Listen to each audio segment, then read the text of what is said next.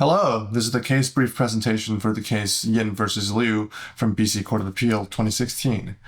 So this case is about a divorced couple where the husband wanted the wife to cover the losses in a lawsuit in China went against him. First of all, the wife even proposed an appeal, but the husband just kept denying it, going back and forth, and even proposing his own version of it. And eventually, when he came around to accept the wife's initial proposal, the wife then has already withdrawn it, rendered it basically ineffective.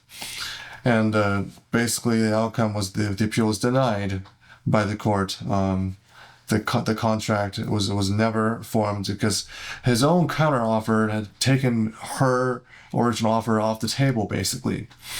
All right, let's break this case down. Let's first look at the facts. The husband appeals from dismissal of his application for declaration. He seeks an order declaring that there's a binding and enforceable agreement in the Supreme Court. And the second fact is that the civil proceeding in China is related to the wife's commercial leasing of a property. That was under his husband's name. That's how this thing started. Now, if you look at the husband's draft, then it included a clause that to effect the wife would compensate the husband for any adversary resulting out of the Chinese proceedings, which was actually never part of the wife's drafts. And on April 10th, that is the date that the wife has sent the first draft consent order to the counsel for the husband that included a clause that is revised from what's formerly from the husband. And then after some communications, the husband was sought to have accepted the clause that was presented on behalf of the wife. But then at the time, the wife has no longer agreed to that clause. Then on August 25th, 2014, the husband applied for an order that was bound by a settlement agreement that was reached on the previous date, April 10th or around that.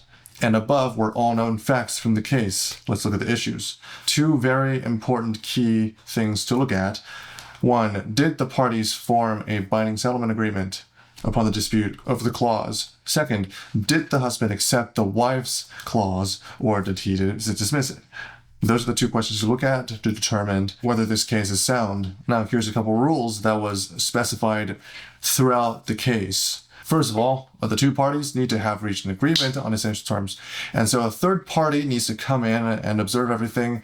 And they have to be able to conclude from all of the things that are presented that the two parties are indeed intend to agree to enter this binding agreement. Second, both parties in a divorce settlement have to all agree on the form of security for spousal support, which is one thing that's very important to look at in such a case in order for parties to reach agreement.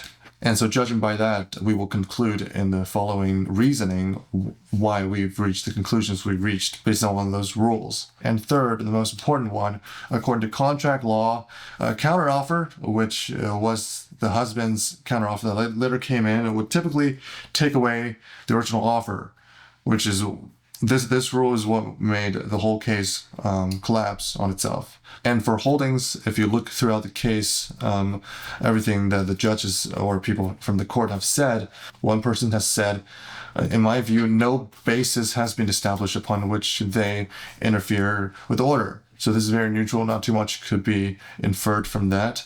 And eventually, by Saunders, they said, I would dismiss the appeal at the very end of the case, followed by a couple other people's agreement, I agree, which has reached the conclusion of the case. And finally, here are the several reasoning points that led to the conclusion. First of all, Mr. Justice looked at the case and determined that the clauses were poorly defined. They never really defined, what the clause was, whether it was legit.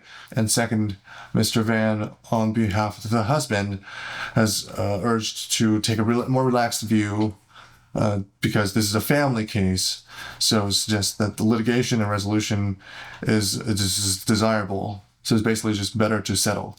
And third, throughout the case, the husband has always been stressing how important it is that there's this clause, but then now he's saying it's actually not so important anymore. He can't be doing that. It's not logical. And finally, again, to reiterate, the husband has advanced into a different version of the clause, thereby formally taking the original clause that was offered by the wife off the table. And those are all the reasons why eventually it led to the dismissal of the case. It was ineffective. All right, thanks for listening to the case briefing. Bye.